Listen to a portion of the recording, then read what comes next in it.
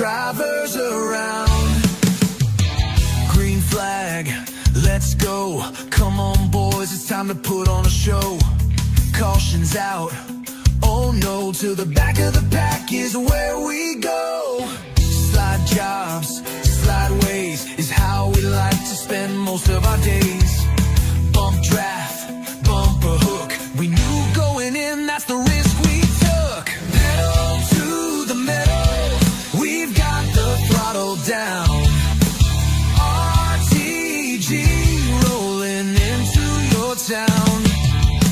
Smooth shifting, no lifting, we're not backing down.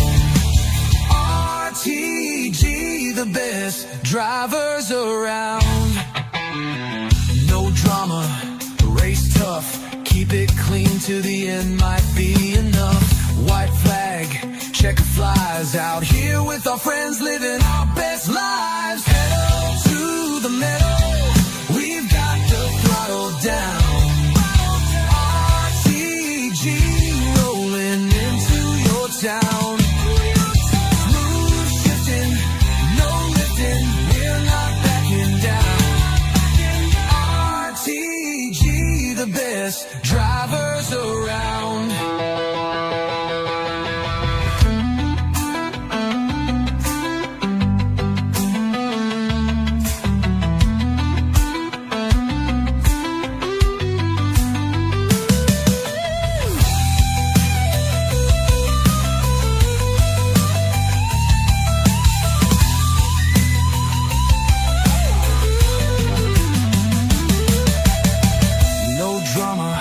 Race tough, keep it clean to the end might be enough. White flag, checker flies, out here with our friends living our best lives. Pedal to the metal, we've got the throttle down.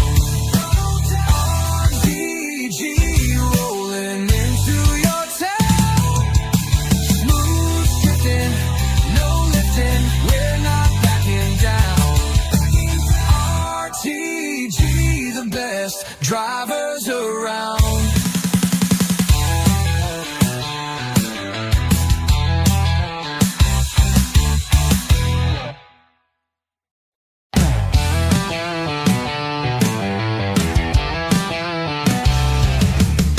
Pedal to the metal, we've got the throttle down. RTG rolling into your town. No lifting, we're not backing down. RTG, the best drivers around. Green flag, let's go. Come on boys, it's time to put on a show. Caution's out, oh no, to the back of the pack is where we go. Slide jobs, slide ways is how we like to spend most of our days. Bump draft, bumper hook, we knew going in that's the risk we took. Pedal to the metal, we've got the throttle down. RTG rolling into your town. Smooth shifting, no lifting, we're not backing down. RTG, the best drivers around. No drama, race tough, keep it clean to the end might be enough. White flag, checker flies, out here with our friends living our best lives. Pedal to the metal, we've got the throttle down. RTG rolling into your town. Smooth shifting, no lifting, we're not backing down. RTG, the best drivers around.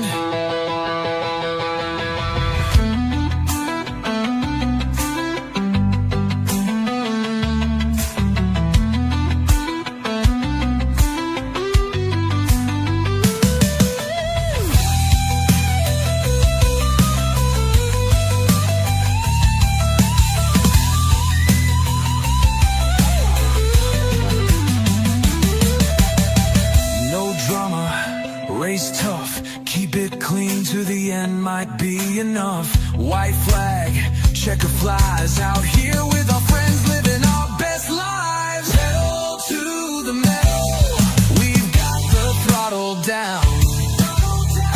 RBG rolling into your town. Smooth shifting, no lifting, we're not backing down. RTG.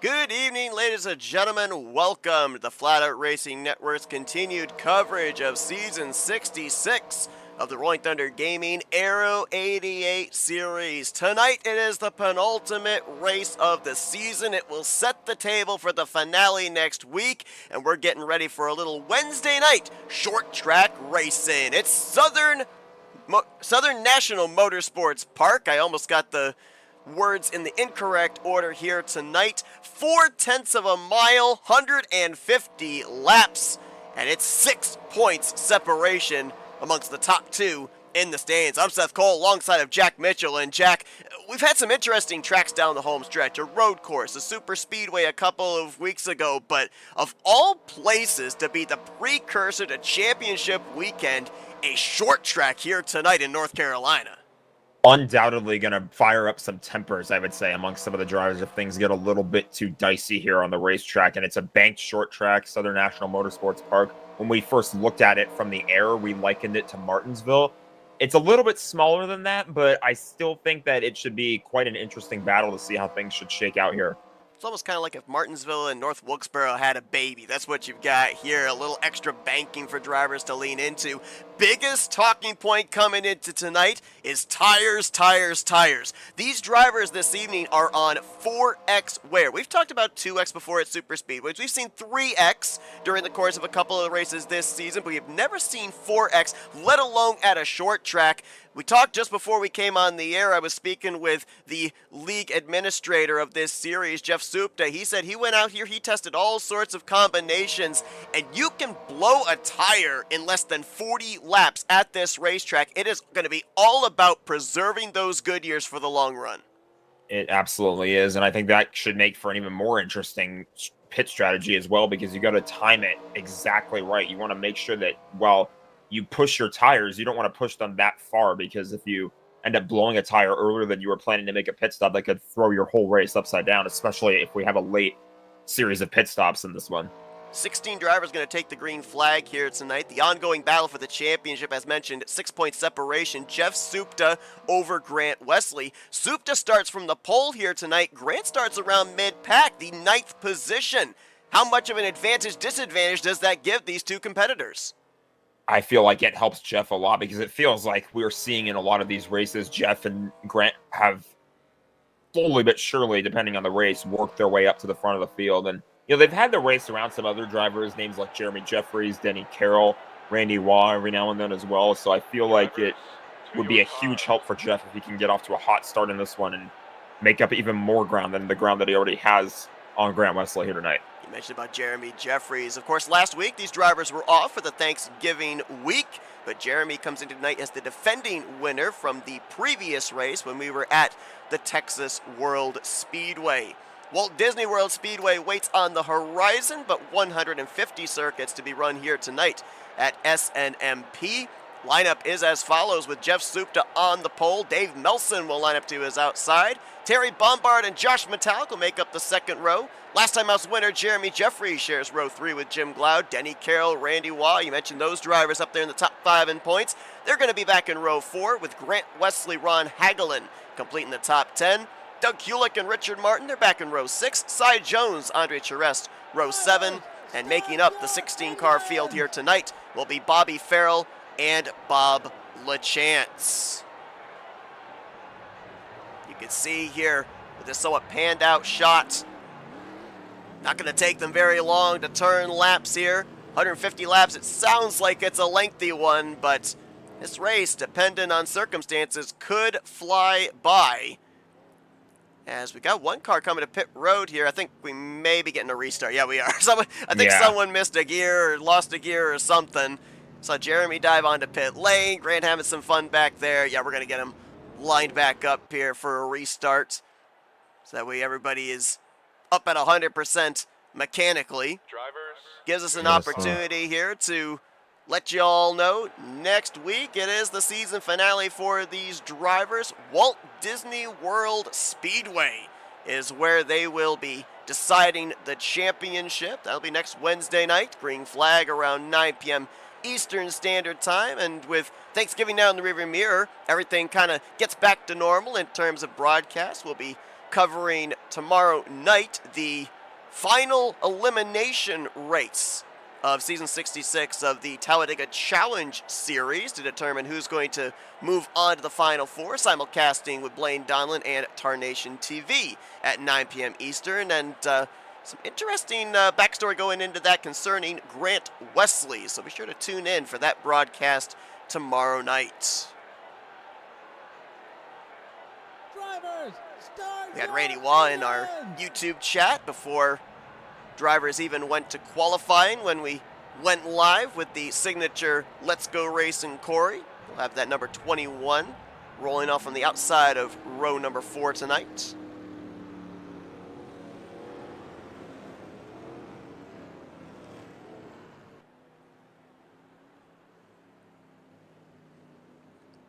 Now, we mentioned about the fact when we concluded at Texas World 2 weeks ago, Supta and Wesley, it's no surprise they're as close as they are. The stats are so similar between the two. 4 trips to victory lane each, 9 finishes inside the top 5 each. Grant Wesley only has the advantage in top 10s by 1, 10 to Supta's 9. What will the chapter be between the two this evening in the championship battle as we're racing here tonight? Lap 1 at Southern National Motorsports Park, and Dave Melson hanging tough on that top side. I was going to say, Jeff is already in a bit of a tight spot. He has to try and wrestle that lead away from Dave, but Dave holding his own at the top, and he's going to clear him for the race lead. And as we mentioned, tires are going to be a major concern here tonight, especially in regard of if you push it hard. So in the case for Supta, it was a question there of how long did you want to battle with Dave Melson at the possible detriment of your Goodyears? Well, you don't want to battle for too long here. You want to make sure that those Goodyears stay fresh. Jeremy Jeffries in the Atari scheme tonight, trying to clear Jim Gloud. Maybe a little bit of contact between those couple of drivers off of turn 2. I just said it was a nice looking car. It was almost a much less nice looking car after that. A little retro look there on the driver who parked in victory lane 2 weeks ago. There is the 88 of Grant Wesley. Started 9th, currently in 9th position. Just ahead of Ron Hagelin, just behind Randy Waugh. And you know that the one car he is looking for is that 11 of Jeff Supta. He is the target tonight. Yeah, I mean, if the results shake out the right way, it's only a 6-point gap. So Grant Wesley, again, if things shake out the right way between what happens with him and Jeff, Grant very well could be the new points leader after we're done here tonight.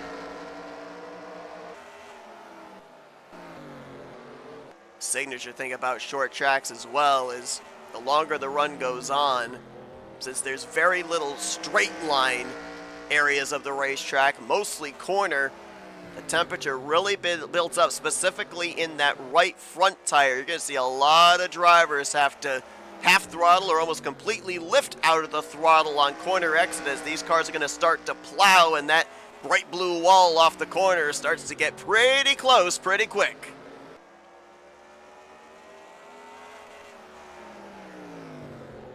It's right inside of Jeff Supta as he tries to keep Dave Melson honest, currently in the 2nd position.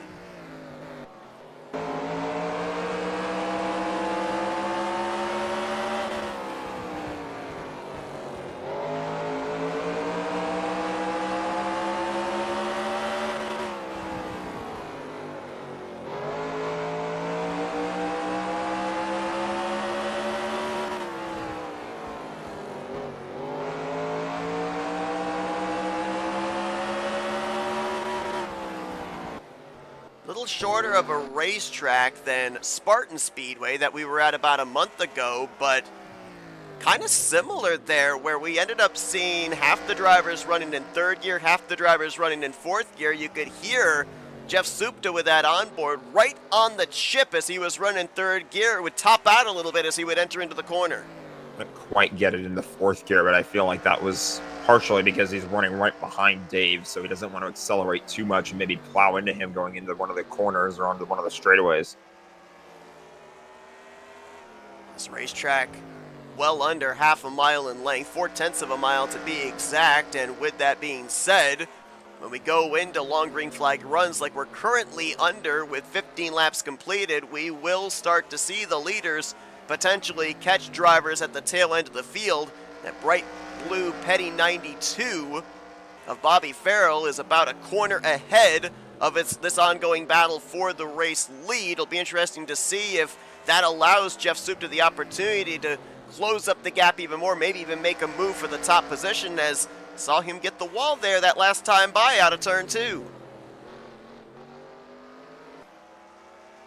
It won't be too long before they end up having to worry about which line to run to get around that lap traffic. We'll keep an eye on this battle as they approach Farrell's machine.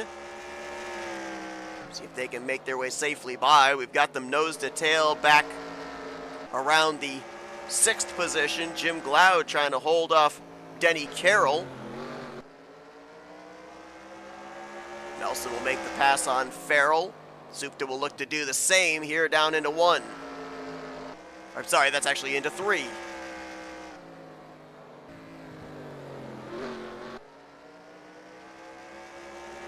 Really lose a whole lot of ground at either driver. I mean, it took Supta just a little bit longer to make the pass, but once he did, he's right back up to Nelson's rear bumper. Terry Bombard holding down the 3rd position right now. About maybe a car length and a half. Back to Metallic, another car length and a half. Back to Jeremy Jeffries, and you and I were talking about this and the fact that it's really going to come down to tires and tire wear during the course of these runs. It may make things interesting for drivers back in positions just like this to maybe attempt the undercut if we get into a cycle of green flag pit stops, see if they can make up any ground on the top 2 that they're trying to reel in. You know, it really just depends on each individual car. You never know who's going to be the first to dive on the pit road, but that could definitely, depending on who it is, shift the strategy for some different drivers as well who maybe weren't expecting someone to come to pit road at a certain time. For those that may be wondering, pit road speed 45 miles per hour. Seems like a pretty speedy pit road for a racetrack that's under a half mile in length. As well, with it being a shorter track, there are going to be at least 2, potentially 3 drivers that are going to have to pit on the back straightaway. The rest of the field will pit on the front straightaway, so a split pit road here. Almost like a little mini Bristol, if you will. Exactly. Showed to Grant Wesley. He's picked up 2 spots since the drop of the green flag, moving from 9th up to 7th. Randy Waugh under fire here from Ron Hagelin. He's lost a couple of spots since we went green.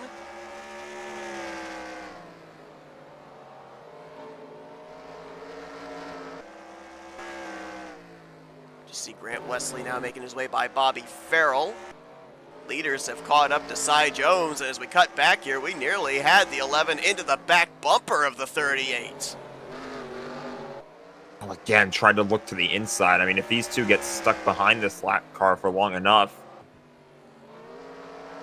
depends on how far back the other cars are, but if it ends up being a decent chunk of laps where they can't get by him, then that might allow 3rd place to gain a little bit of an advantage, but I think they're going to be able to work their way by him this time around. Yeah, they will. Yeah, he'll now get to the inside as Supta closes up the gap once again.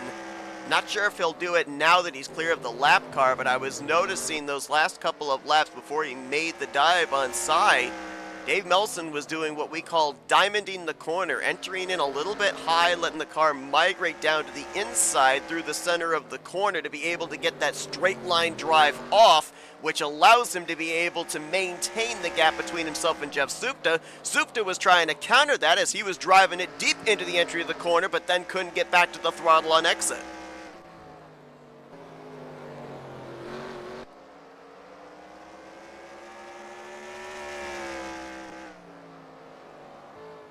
And I think we've only been, maybe a little under 10 minutes since the drop of the green flag, and we're already going to start talking about potential green flag pit stops because 35 laps have already been ticked away. I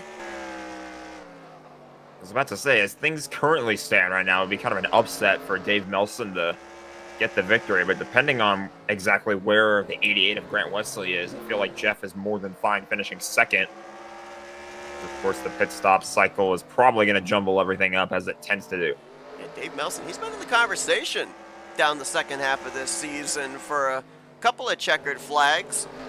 Kind of seems like final third of the race, he's just not able to close out the deal or gets bit on strategy or gets involved in somebody else's mess. He comes into this race 7th in points, 4 top 10s, 3 of those finishes inside of the top 5, but still looking for that first victory on the season.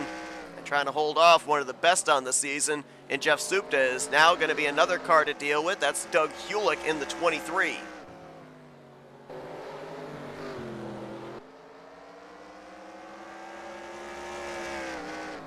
Whoa! Oh, contact I think was made there. I think so.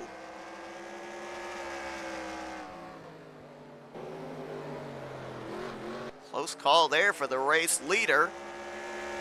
He will make his way by Hulick. Supta will do the same. Let's check back here and see. Looks like Hulick actually is coming to pit road. Look at this mosh pit. They've accordioned up from 3rd back through 5th as they were all making their way by the lap machine of Cy Jones.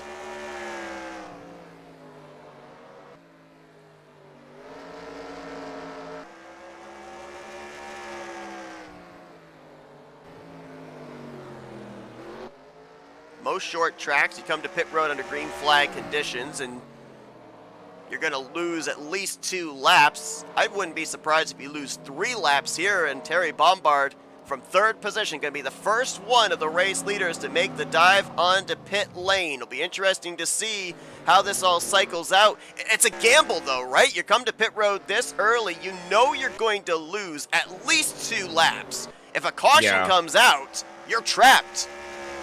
You are certainly gambling here, especially on a track this small as well, because you're trying to take a risk on not falling down a lap, but also making sure that the other cars are going to come to pit road as well and not trap you a lap down by that fashion as well.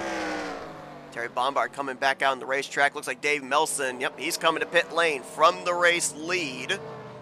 We'll check with scoring and see how many laps Terry ended up losing as he emerged out in front of now new race leader Jeff Supta. That's going to be an important lap-led bonus point for driver number 11 right there. Looks like Demar also making the dive onto pit road in the 43.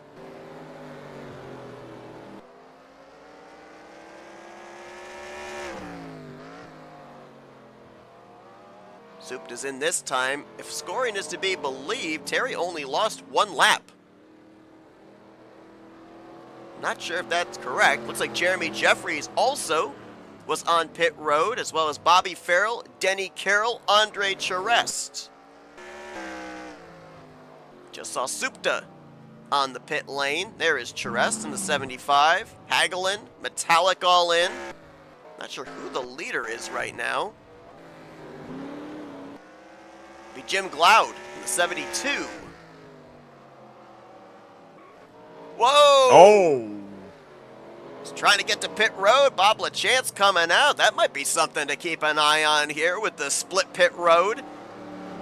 He also had that happened right in front of Grant Wesley as well, so Grant almost had disaster right there in front of him. Grant will get himself a lap-led bonus point as now he makes the dive onto pit lane. Yeah, I mean, it's interesting there with what we just saw, that near contact. What is pit road entry for the drivers on the front straightaway is pit road exit for the drivers that have to pit on the back straightaway. So intersecting lanes there, and good job on traffic control as we'll see. Yep, indeed, Dave Melson is going to cycle back out to the race lead. We'll have to see what kind of a gap he's got back to second place, which I believe is once again Jeff Supta.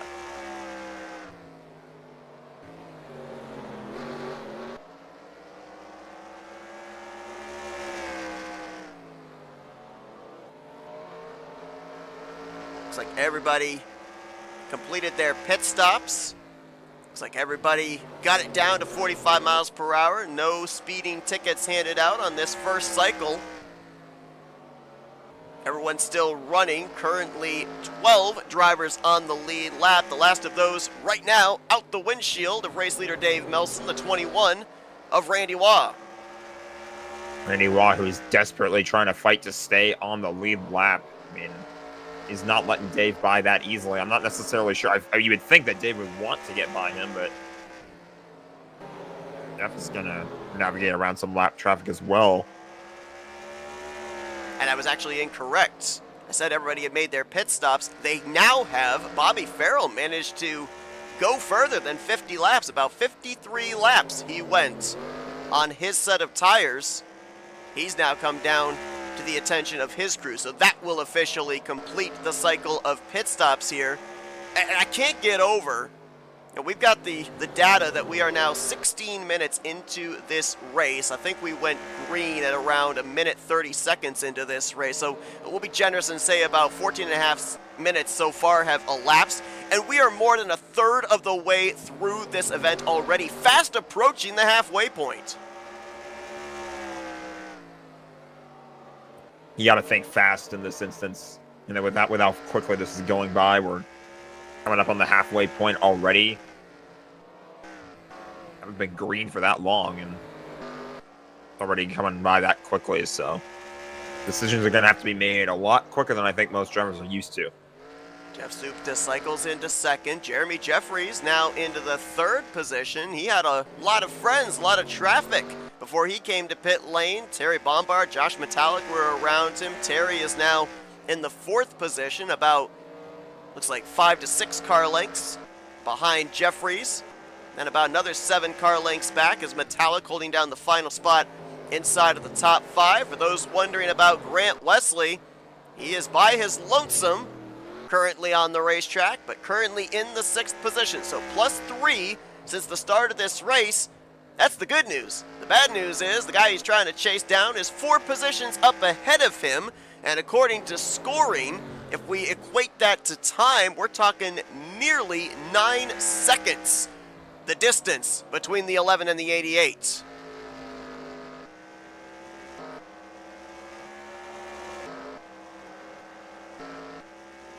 Oh, wait a minute. Where in the world? Dave Melson, did he just pit? I think he just pit. He's in P5 right now all of a sudden. Yeah, I just noticed Supta went to the top of the board. It looked like Dave was coming off of pit road. We will double check on that and see if indeed he made a pit stop or not. Now cycled into the 8th position. One would certainly have to assume that it's an unscheduled stop if he made it this early, but then again, maybe playing some type of strategy that we're not aware of. It is not showing Melson having made a pit stop. So I am very perplexed as to what exactly it was that we saw Melson go from the lead all the way back to currently the 8th position. Makes you wonder whether or not maybe he had an incident by himself. Either an incident by himself, or was there something we missed that didn't bring out a caution? Was there a pass-through he had to serve? I'm not sure. We're gonna take a risk here, and we're gonna jump back and see if we can find anything untowards that would have caused Dave Melson to lose as much ground as he did.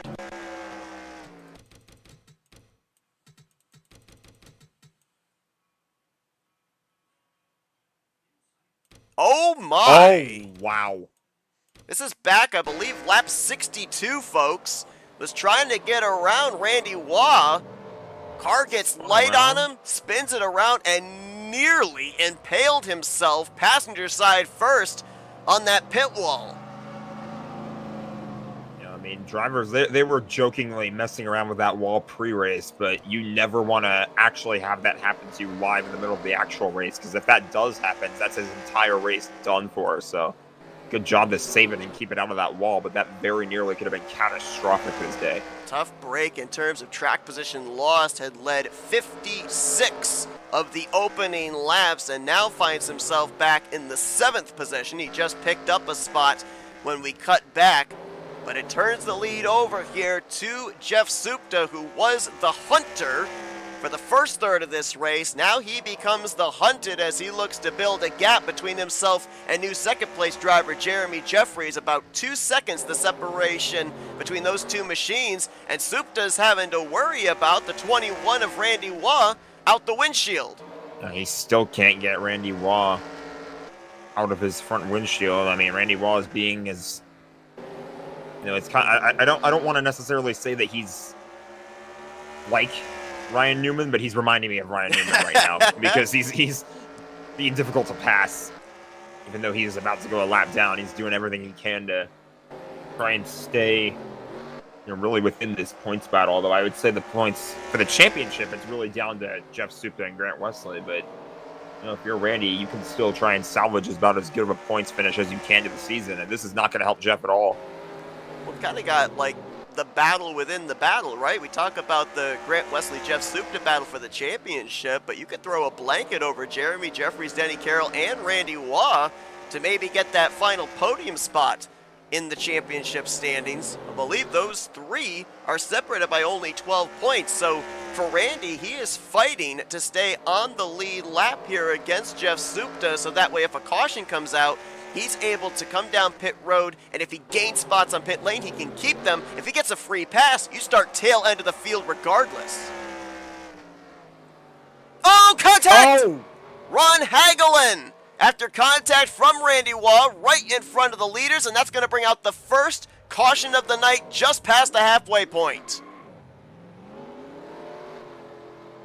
That's exactly what Randy Waugh was trying to, or at least hoping would happen, I'll say, because that's going to keep him on the lead lap. Just barely able to hang out in front of the race leaders, whether it was Nelson or Supta, and it paid off. It's not been smooth sailing for Jeff Supta. The spin that we showed you of Dave Melson, that was right in front of him, and now this, that brings out the yellow right in front of him as well.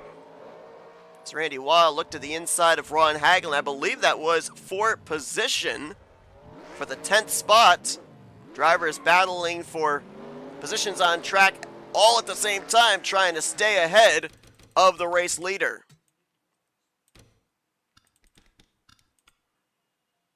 This is on board with Supta, what he saw.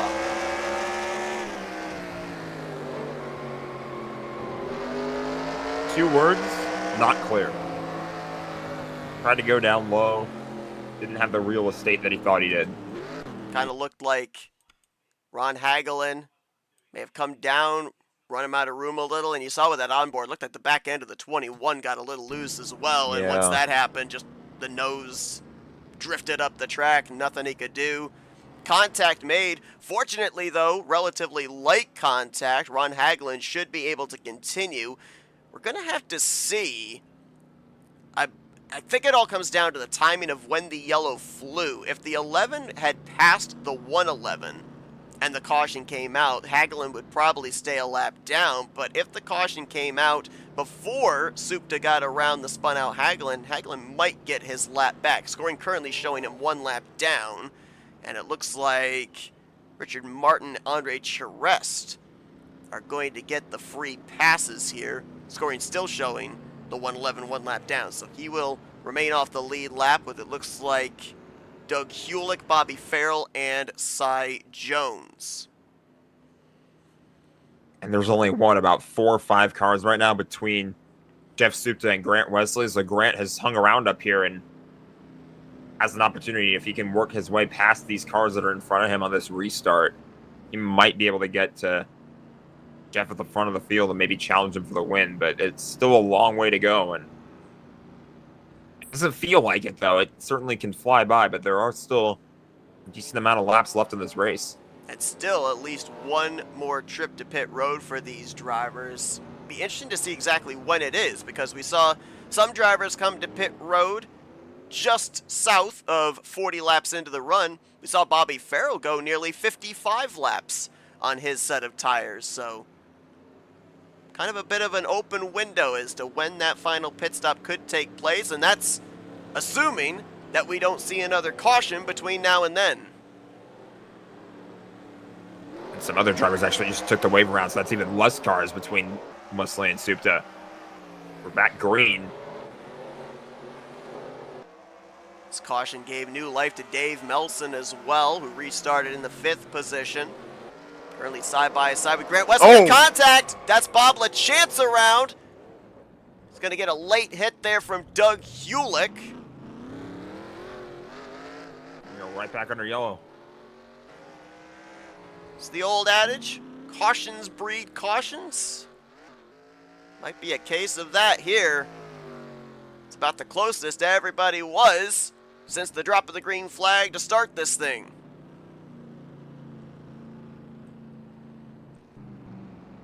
The chance started shotgun on the field.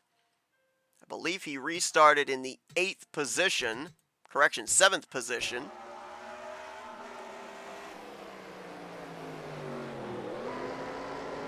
Little door-to-door contact with Jim Glaude, and being the car on the outside line, unfortunately he was going to be the one that was going around.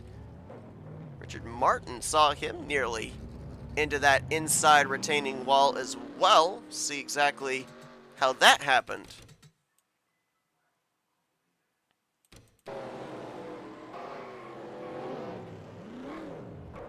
Oh.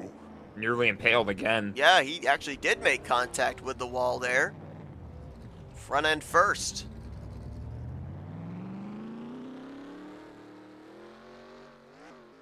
He had just gotten back on the lead lap via the Lucky Dog and got turned around by the other Lucky Dog driver, Andre Charest.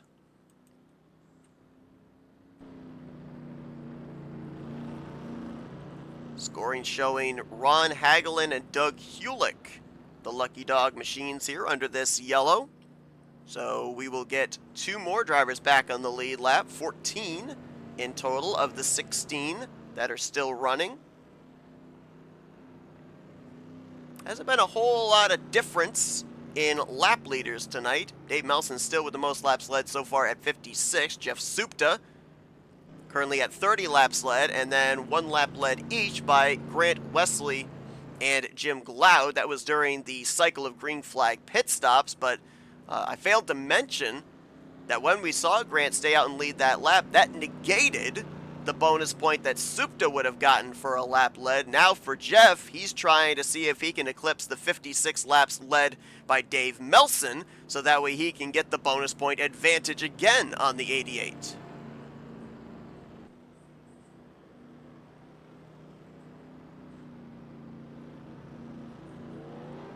Get this restart with less than 60 laps to go.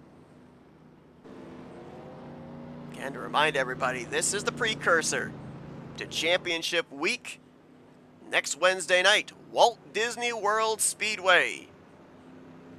We crown ourselves a champion here for season 66 of the Rolling Thunder Gaming Aero88 series. Be sure to join us for that, 9 p.m. Eastern Standard Time. Rack 'em up. We'll do it again.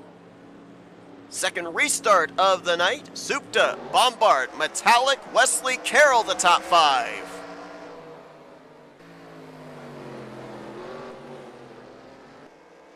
Yeah, and a good restart for Supta. He's going to jump up to the outside, get a much better run there. It's going to work out for him for now. He's going to like what he sees if he can see it out of the rearview mirror. His caution's right back out again. Looks like we've had an incident going into turn 1. Must have happened towards the rear of the field. Not sure exactly who it involved. Jump back and take a look.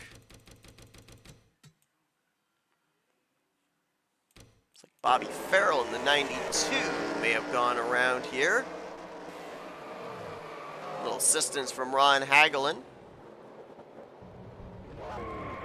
AI pace car drivers thinking, dang, I gotta get driving again.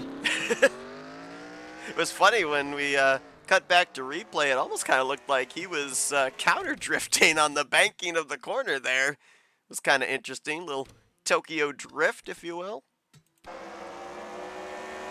Just about had it saved. And that little bump from the 111. I'd venture to say, although the game AI will probably disagree with me, that if he kept it straight on the bottom, just maybe there was a chance that there was no yellow, but I don't quite think that's how the game works. Got a number of drivers that hit pit road. About the second half of the lead lap cars, as well as lap machines. Looks like with this caution, Bobby Farrell and Cy Jones, I believe, will both be lucky dogs. Farrell and Cy Jones are multiple laps down. This would put Bobby Farrell -2, Cy Jones to -3. Bobby Farrell, it's been a tough night so far for him, but he comes into this race with 2 races remaining at the top of the Challenger points. 14 points over Doug Cady, who is not in the field here tonight. 27 points over Cy Jones. So with both the 92 and the 7 struggling this evening, Farrell's points lead is not in immediate jeopardy, and he'll look to cap it off next week, win the Challenger Championship here for Wednesday nights. I mentioned Thanksgiving is in the rearview mirror. Christmas is just around the corner. Be sure to join us on Monday, December 15th at 9 p.m. Eastern Standard, as we'll see the same Aero88 cars taking to Michigan Nextel Winter, as FRN going to be calling the 2025 RTG Happy Holidays 200. Drivers that have raced these Aero88 cars here during the course of this season. We've seen the Aero88 cars on Thursday nights as well in the Tally Challenge. We're going to see them do some speedway racing. Try and see if they can get an early Christmas present with a checkered flag. That again could be Monday, December 15th at 9 p.m. Eastern right here on FRN.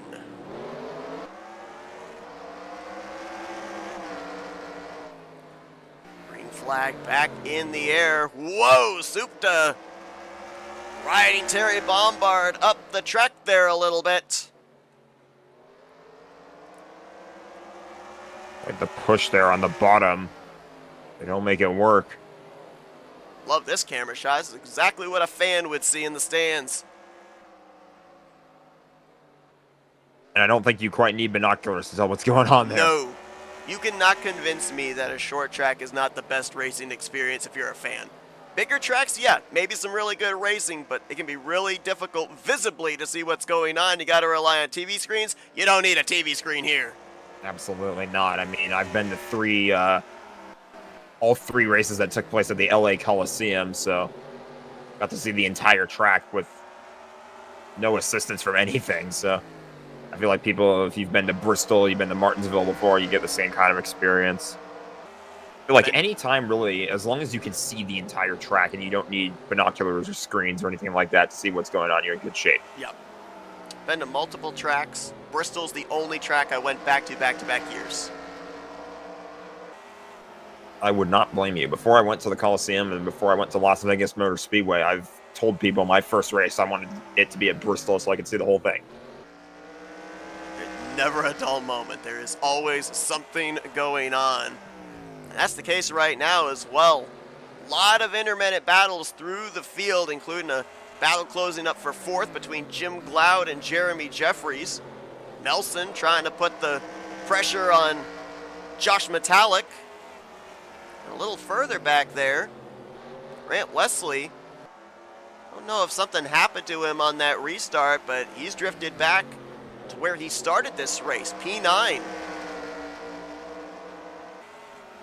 With Supta pulling away from the lead, this is exactly what Jeff Supta wants to see, and Grant Wesley's probably thinking, oh God, what do I got to do here? Now, interesting, when we went back green, we were just a little north of 50 laps to go. we saw Bobby Farrell be able to preserve the tires for about 55 laps. Could we be seeing a lot of these guys second place on back holding back a little to see if they can get those tires to make it the rest of the scheduled distance? It's going to be really difficult. I mean, we've talked pre-race too about how tough this track is on the tires and how you can only go really about 35 laps before, you know, that's what drivers reported before they started running into some problems and some tires blowing up on them. So I almost wonder, you know, I don't know if there's really enough time left in the race. I feel like I think there's too much time left in the race, rather.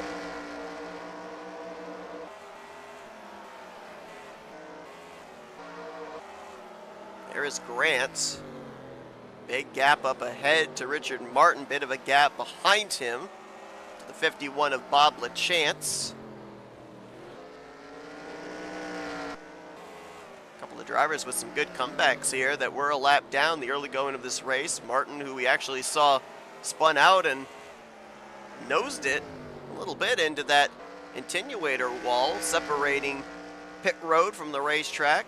Still solidly in the top 10. Right ahead of him is Andre Charest, who had to get back on the lead lap via Lucky Dog, currently holding down P7. So making the most out of what was looking like a relatively bad situation in the early going of the race for a couple of drivers.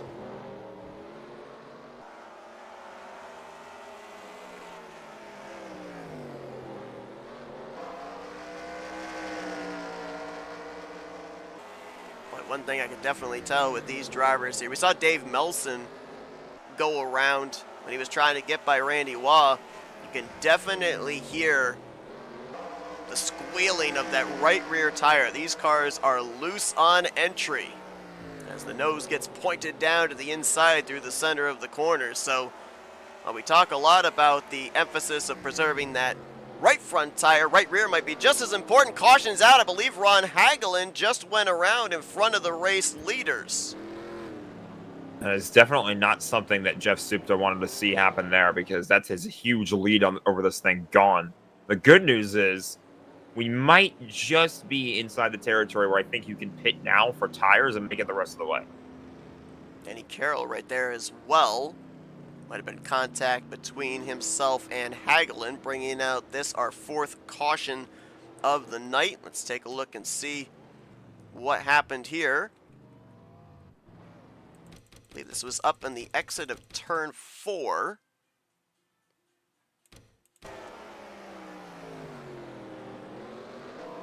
Ooh.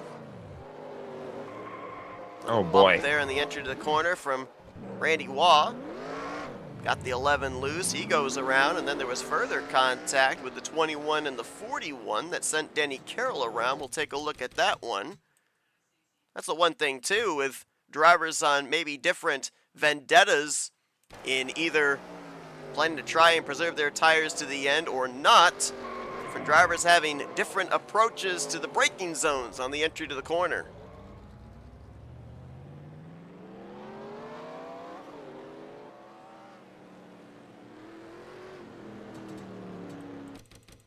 You could talk about all the different negatives that can happen at a short track.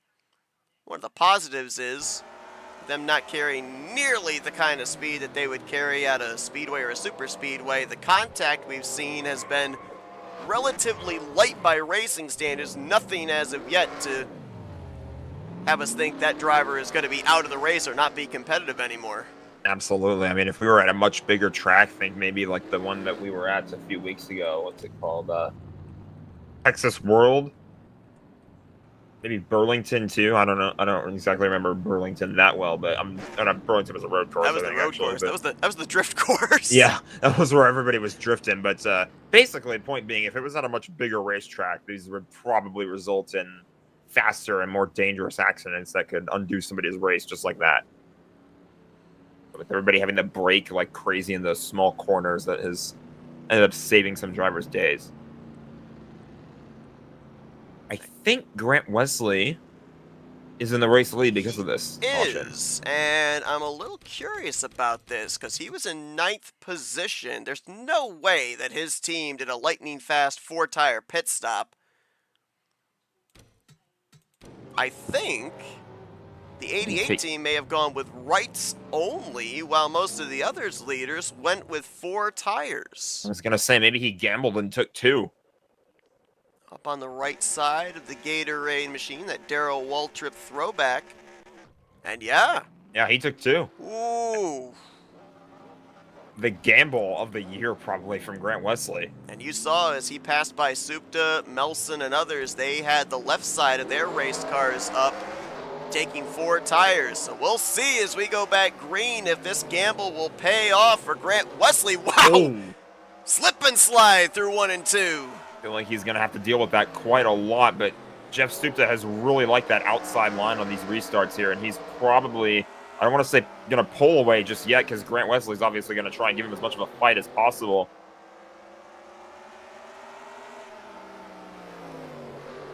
Track position advantage has been all 11 tonight, so Grant trying something here.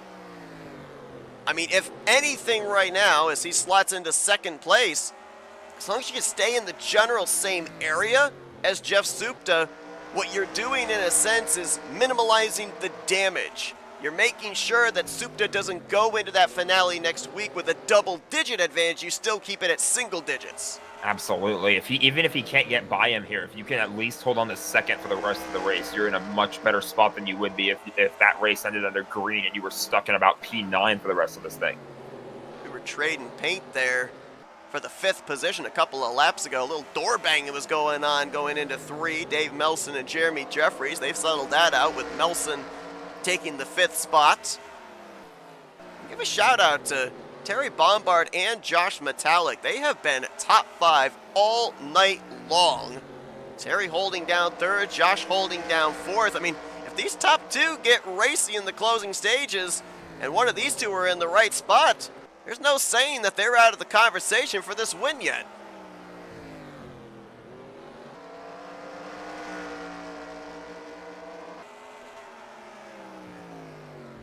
I definitely don't want to write anybody off yet. We're still a little over 20 laps to go in this race, but time is winding down very quickly. Now, one thing that we can confirm as of right now, Supta is in possession of the most laps led bonus point. He just led his 67th lap.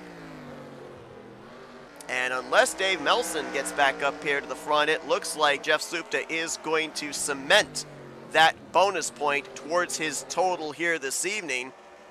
He would love to add an extra checkered flag as well into those statistics, looking for his season-leading 5th trip to victory lane. Same deal here for Grant Wesley, though. They're both still knotted at 4 victories apiece, and a majority of those have taken place in just about the last 2.5 months.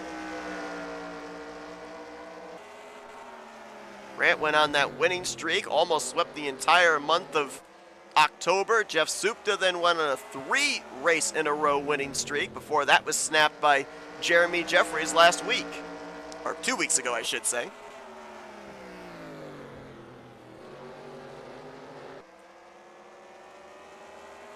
Supta definitely is not out of danger just yet, Grant Wesley. You know, if he just gets a few better corners, he could be right up alongside the 11. Yeah, this is impressive by Grant on just 2 fresh tires as opposed to Supta's 4 fresh tires. Is this Supta maybe holding back a little, saving, or is this Grant maybe playing his cards close to the chest, not showing exactly what he had on that last run when we saw him mired back in 9th place? I think that's something that we're going to have to ask him post-race, assuming that he manages to hold on to 2nd or 3rd here, because my brain is telling me he just gambled, that he decided, I'm going to take 2 tires now, get myself out of P9 and into P2, at least with a shot to get by the 11th car. Like you were saying, it's certainly a heck of a lot better than if he were to just stay there in P9, and that's where he ended up finishing the race in about mid-pack. Well, Supta went on a win, because if Supta wins this thing, and Wesley finishes about P9, P10, P11, something like that, he's probably got a double-digit lead again going into the finale. Yeah, that's a good point, because I didn't even think of it. If you win the race, you get 5 bonus points as well. Yeah, so Supta would definitely be in a much better spot. But this result, the pressure stays on. And Supta has said it before in post-race interviews as well. He knows that he's just one bad race away from Grant Wesley taking the lead. Yeah, he has felt anything but safe, which is something you wouldn't expect a driver that has parked his machine in victory lane 4 times during the course of a year to say. But Grant has kept him honest, has matched him in race victories so far this season, and came into tonight only single digits in the rearview mirror with 2 races to go. We are at less than 10 laps remaining. This time by, we will be at 9 laps to go. Starting to see the gap open up a little bit there between Supta and Wesley, so those tires might be starting to come into play. Something else I'm noticing, though, in the closing stages, leaders are catching up to the tail end of the field, and we've seen the lap traffic play a little bit of a factor into some battling for position tonight. Might have some ramifications for the race lead, potentially the race win.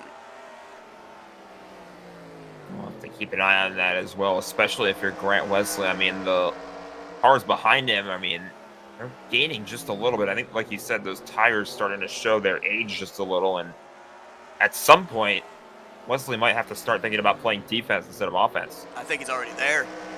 Terry Bombard, Josh Metallic closing up the gap. The distance from Wesley to Supta has increased. The gap back to 3rd position has decreased, and he's bringing Dave Melson, Jeremy Jeffries along with him.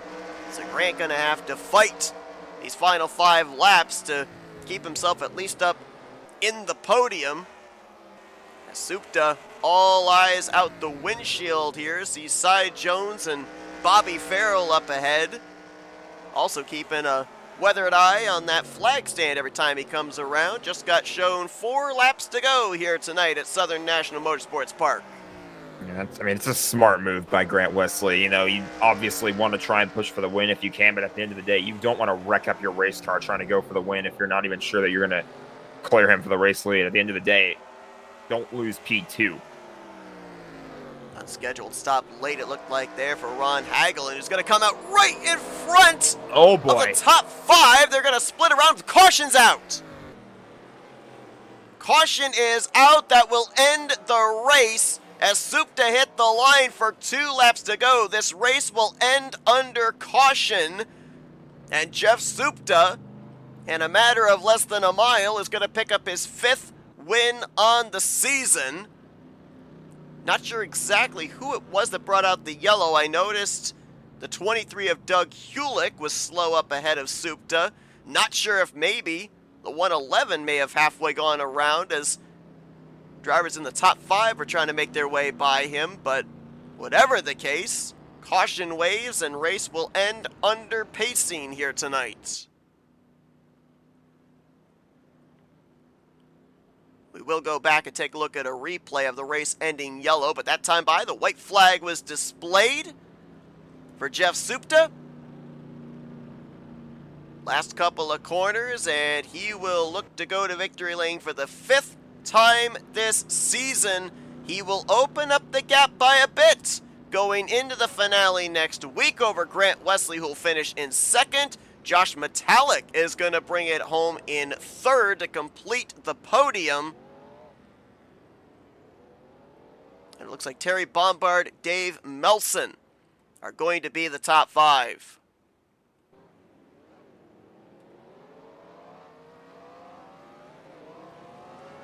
Drivers giving the congratulatory bumps there to Jeff Supta. Obviously, Jeff's going to be happy with the win, happy with the slightly increased points lead there, but I'm sure we're going to ask him post-race, and he's going to say he definitely does not feel like this thing is over. 5 bonus points for the victory. Extra added bonus point for most laps led tonight. 89 laps in total. And 1 position over Grant Wesley, so my math's not the best, but I'd say that, ironically, we might be looking at an 11-point lead for driver number 11.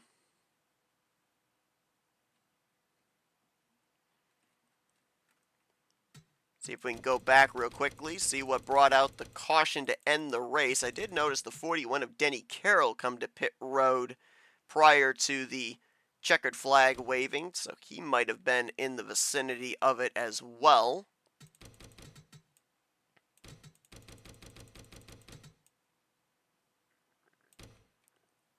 No, he was not.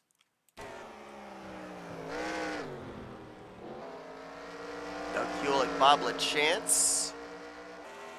We're in a battle for the 9th position, and Hewlett just looped it around. Looked like he tried to drive it in a little too deep, little too much speed. Kind of do what he can, but spun around. Good job by the other drivers on the inside of the track to not hit that stationary car. And I want to go back to a moment here as well, just prior to that caution coming out. This was Ron Hagelin coming off of pit road. Josh Metallic is in the 4th position right now. This ended up being the battle for 3rd place just before the yellow flag came out. Watch this. Bombard into the back of Hagelin. Metallic shoots the gap, and there's the caution. Looks like he just barely beat him to the line, too. Little short track snipe from driver 39. So that'll put him on the podium here. We'll be talking with him and the other podium finishers, Grant Wesley, Jeff Supta, here in a moment. We'll show you the full finishing results with Terry Bombard bringing it home in 4th, Dave Melson 5th, Jeremy Jeffries will be 6th, Jim Glaude in 7th, Andre Charest was 8th, 9th, Bob LaChance and Randy Waugh in 10th, Denny Carroll finishes 11th, Richard Martin 12th, Doug Hewlett in 13th. I believe the top 10 finished on the lead lap. The scoring decided to go official before a number of the drivers had crossed the start-finish line, so that's why you're seeing a bunch of drivers scored a lap down. I believe top 10 were on the lead lap. Carroll, Martin, Hewlett -1. Bobby Farrell was -2 with Ron Hagelin and Cy Jones 4 down each. All 16 drivers took the green to start this race, finished this race under power, and as mentioned, 10 of them on the lead lap. Jeff Supta down in victory lane. We're going to be talking with him in just a moment, and his thoughts going into the season finale next week at Walt Disney World Speedway. But we got to also dial up the other podium finishers, and let's see if we can get a hold with a driver that had maybe the most exciting battle back to that caution, bringing it home P3, Josh Metallic. User was moved to Hey your Josh, channel. Jack and Seth up here in the FRM booth. Got a copy? I got you guys. Wow, crazy race here tonight. We precursored it. A short track as the next to last race of the season to set the table for the championship is wild in and of itself. But we got treated to some incredible green flag racing here tonight also. Looked like it was a little difficult to pass, so was that maybe more emphasis on pit road and being able to gain track position? Yeah, I think Grant didn't pit the last time and gained some spots that way. And then I think Jeremy got stuck with 2, said he was too close to pit road or pit wall, which there wasn't even a pit wall. So I know that set him back, but it was tough to pass, but short track racing usually is. You know, you have to really dive it in there or really set up a guy, force him into a mistake. I was working on Bumby for a long time tonight. Just was following him most of the night. And then, yeah, it's short tracks are fun, challenging, tough to pass, but rewarding when you do get a move on someone. Yeah, it looked like you and Terry were in the same vicinity for pretty much the entirety of the race. And we mentioned that you maybe had the most exciting run back to the race-ending caution there, able to shoot the gap between him and the 111 to snipe the podium position. I mean, what was the thought process going on right there? Was it just please stay straight car? Yeah, I felt bad. I shouldn't feel bad. I worked my butt off to get around him, and it didn't work. And then he got it was really just bad timing. Guy came out of the pits, and we caught him right in the turn. And if I'm him, I'm wanting to go as low as possible. But I think he got a little too low, clipped the 111, shot him up the track. Yellow had just come out, and I just split the middle and stole his podium. So it should be him up here doing the interview, because he did a good job holding me off, and you know, he made a little slip here or there, but nothing big enough for me to get a run on him. one race still to go. Next Wednesday night, we're at the Walt Disney World Speedway. Still sitting there with a 0 in the win column, so with kind of nothing to lose, what's the mentality going into that race? Try and see if you can end out the season with a checkered flag. Yeah, I've missed the last several weeks. I missed some earlier in the year. It was definitely a partial Microphone schedule. muted. Work definitely got in the way this season. This is the first Wednesday night I've been able to run in Okay. since October, I Right. think. So, yeah, I've run that track Microphone before. It's been a little activated. while. It's technically a short track. I think it's a mile, but 3 corners. You know, and as soon as you get out of a turn, you're getting prepped for the next one. So it'll drive like a short track. Should be fun. You know, I don't know. Suda's done a great job with setups. Tonight was really good. Tires would be wearing, and you could drive it clear to the end until your tire blew up. So, yeah, anxious for next week. I haven't run there in a long time. Yeah, we're looking forward to it. I've seen Walt Disney World a couple of times, but that was a long time ago. So it's gonna be nice to get back to that venue, see you guys out on the racetrack to close out season 66 of the Aero88 cars. Josh, congratulations on a great run here tonight. Top 4 car, really, the entire night. Bring it home solidly on the podium. And before we let you go, floor is yours for thank you, sponsors, and shoutouts. Well, congrats to Supta on another win. Also, kudos to him on the setup and the track selection this year. I've always been a big proponent of trying out new tracks, something different. You know, you run this Michigan, Kansas, you know, all these tracks over and over and over, and just something new is fun. So I like that he did that, and I hate that I missed so many of them this season, but that was cool. And obviously Ron Hagelin for helping him run the series. Sheck, Jeremy, Prime, you know, all the owners that help keep this thing going. Still miss Wiley, still miss Bones. But thanks to you guys. Jack, good to talk to you. Seth, another good broadcast. Can't wait to go watch it back. And thanks to drivers. Keep showing up and supporting this series. Absolutely. Well, that's Josh Metallic brings home 3rd place here tonight under the lights at Southern National Motorsports Park. Congratulations on the great run tonight. Overall, good race for this 39 car, and hopefully we see you end out the season on a high note next week at Walt Disney World. Sounds like a plan. Thanks, guys. Josh Metallic brings it home at 3rd User was place moved out here of your channel. tonight. Runs on a part-time schedule. Came into this evening 18th in the point standings, but this will be his 4th top 10 and 4th top 5 as well.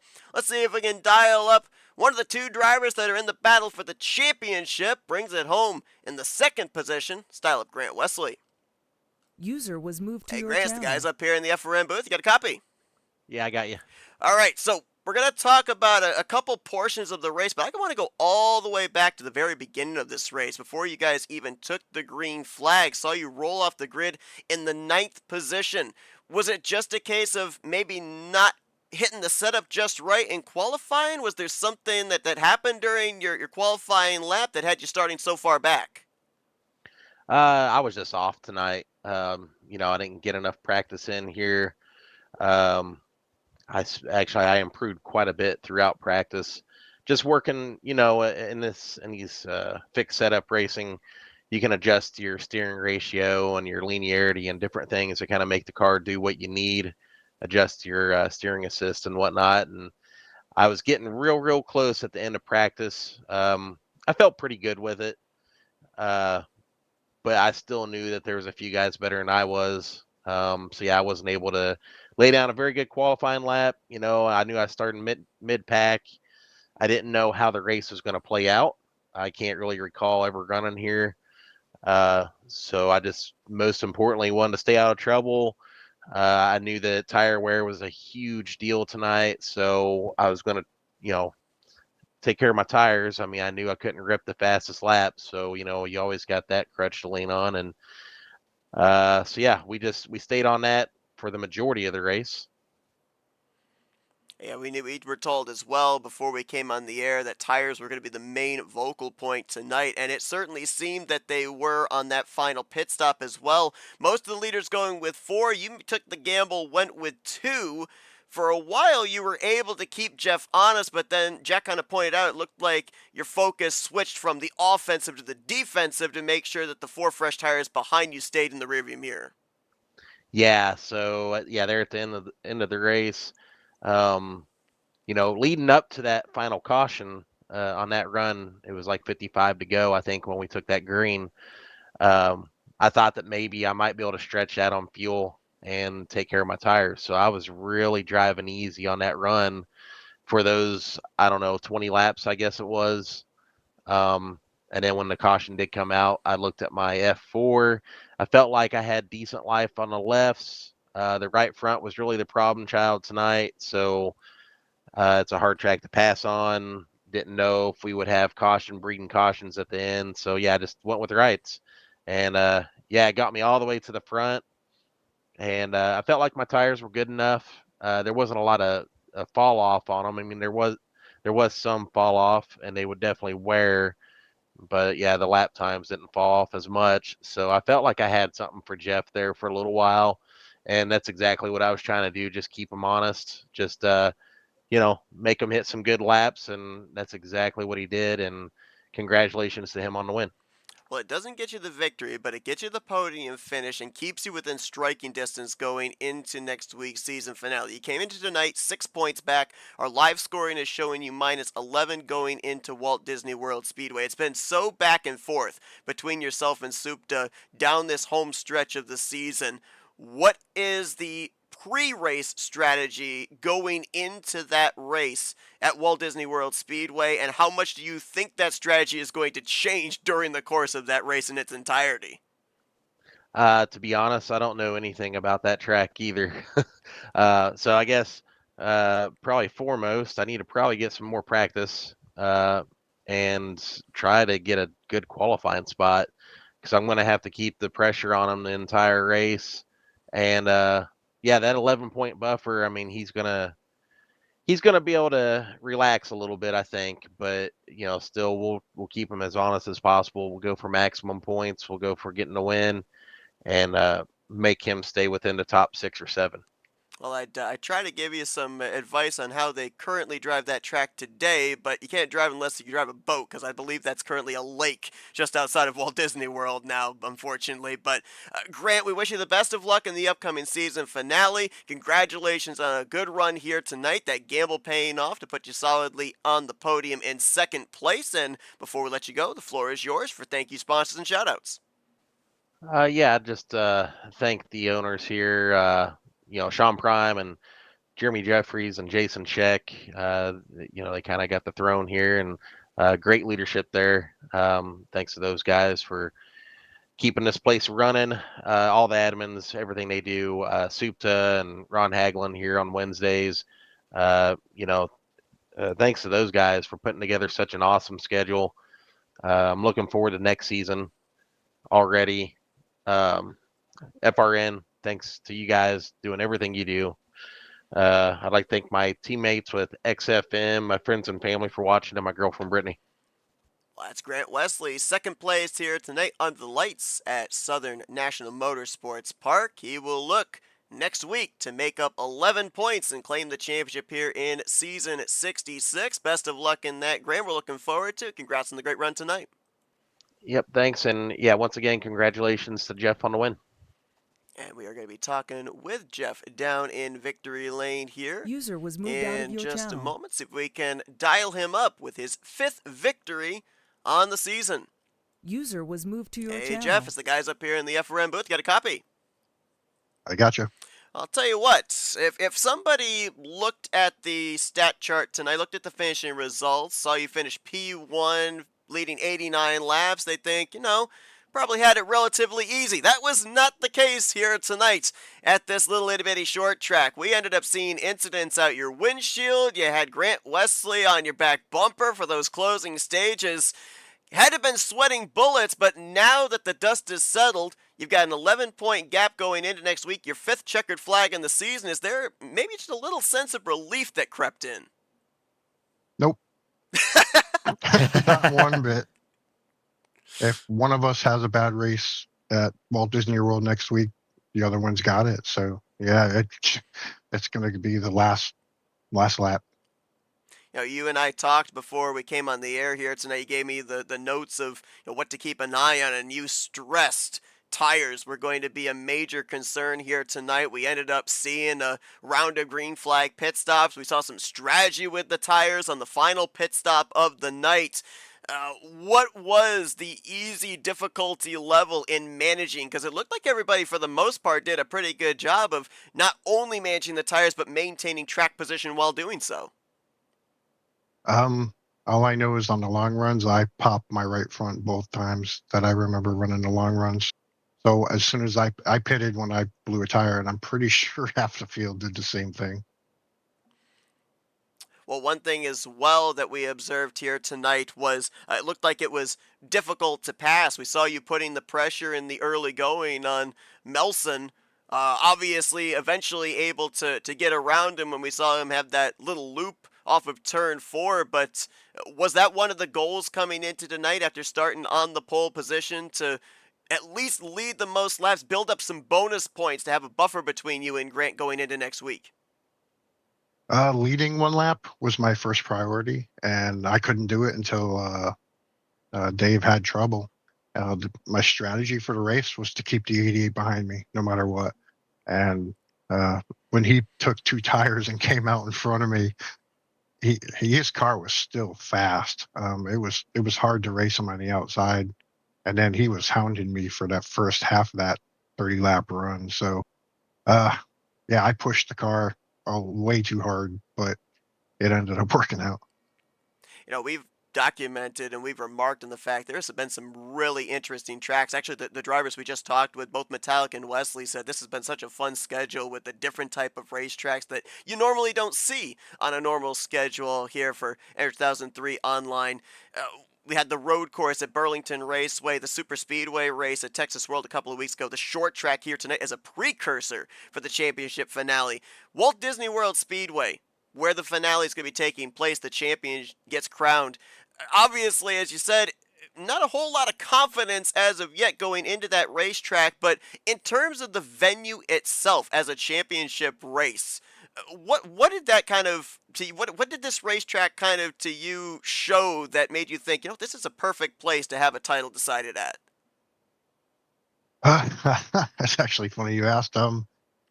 I picked the track because I don't think, my personal opinion, the championship should not be decided by a drafting track, nor a short track or a road course. It should be somewhere in the middle, a mile long, where the driver, no matter what the situation, it's in the driver's hands. So the driver has to win the championship, and shouldn't be affected by other people in any way.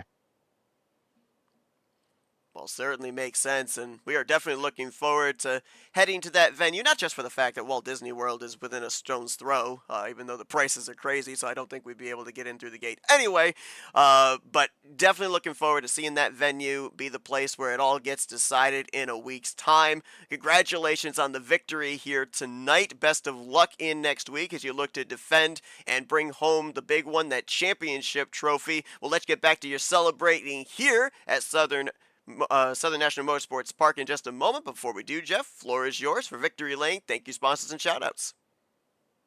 I want to thank the racers who came out this Wednesday.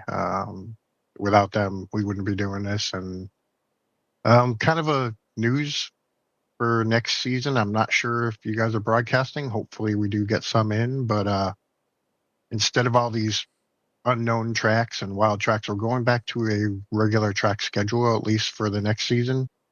And I've polled all the regular drivers we've raced with and asked them their 2 favorite tracks, excluding Daytona and Talladega, and they chose their favorite tracks. And the tracks we run next season for season 67 and Aero88 will be tracks that they chose. So it's going to be the drivers, it's their series, their tracks, and they chose the schedule. Well, there you go. That's going to be interesting. Little driver's choice schedule for next season. So we get ourselves a little. I won't call it a spoiler. We'll call it a little pre-announcement here on FRN for the upcoming new season of the Aero88 cars. But congratulations, Jeff, on the victory here tonight. Go and enjoy it. Best of luck next week as we watch you try to close out the championship here in season 66. All right, thanks, and see you next week. As Jeff Supta picking up the victory User here was moved tonight, out of his your channel. 5th win on the season. That will have him with an 11-point gap between himself and Grant Wesley going into next week's finale at Walt Disney World Speedway. It's interesting, Jack, because you look at the stats: 5 victories, 5 top 10s. Those 5 top 10s all inside of the top 5. You'd think an 11-point gap is manageable. Somebody would be going in with at least some confidence. Not Jeff. He's not taking anything for granted. You asked him if there was any relief going into the next race with the slightly expanded points lead, and he was like, nope, right away, straight up. I'm not comfortable at all. And I guess that's credit to how well Grant Wesley's been running as well, keeping him, keeping all the pressure possible on Jeff Supta here going into this finale. Jeff knows very well that if he has another incident like he did a few weeks ago where his car crashes or he gets caught up in an incident or something else like that can go wrong, that's his entire season undone, and he loses the championship just like that. So he knows that he's got to have the strongest race he possibly can to close out the season next week at Walt Disney World. Take 2 different comments from the 2 drivers battling for the championship going into next week. Jeff, choosing Walt Disney World Speedway, wanted a driver's track, a track where the driver himself basically is able to determine his own fate. Grant, very limited track time, not much experience at this racetrack, though he said he had the same here tonight, played the gamble and brought it home in 2nd place. With those 2 things kind of meshed together for next week, what kind of a finale are we looking for, specifically between these 2 drivers, and then throw in the X factor of, depending on how many drivers show up for the finale, that's a lot of points that are on the table. Absolutely. I mean, it's kind of unpredictable at this point. I mean, we definitely didn't have on the bingo card Grant taking an absolute gamble and it basically paying off, because like we talked about earlier tonight, if Grant did not make that pit stop for just 2 tires, he would have stayed about mid-pack. He was P9 at the time, ended up doing that just to finish P2. So he salvaged a better points day out of it. And I mean, at a track like Walt Disney where, as Jeff was saying, it can come down to the driver decisions, I mean, it can really be anybody's game. Well, it is going to be a heck of a finale, and we are looking forward to bringing it to you next Wednesday night, 9 p.m. Eastern Standard Time, right here on FRN. Walt Disney World Speedway is going to be the venue. 11 points will be the gap. Jeff Supta over Grant Wesley. Do not miss it. It is going to be a good one. We're going to see you guys tomorrow night. It'll be our final broadcast of the week as we will be joining our friends at Tarnation TV for the simulcast of race number 4 of the playoffs for season 66 of the Rolling Thunder Gaming Talladega Challenge Series. It's the last opportunity for drivers to race their way into the final round, the championship 4 of the playoffs for a 2-race finale. Green flag scheduled to fly at 9 p.m. Eastern Standard Time for that one. We thank you for joining us here tonight. We will see you guys next week as we prepare to crown a champion in season 66 of the Rolling Thunder Gaming Aero88 series. For Jack Mitchell, I'm Seth Cole. Enjoy the rest of your Wednesday night, and we'll see you guys next week for championship night at Walt Disney World Speedway, as you've been watching another broadcast courtesy of FRN, the Flatout Racing Network. This broadcast is the copyrighted work of Flatout Racing Network and may not be rebroadcast, retranslated, or used in any form without the express written consent of Flatout Racing Network and iRacing.com Motorsports Simulations. Flatout Racing Network would like to thank you for your support, and we hope you enjoyed tonight's broadcast.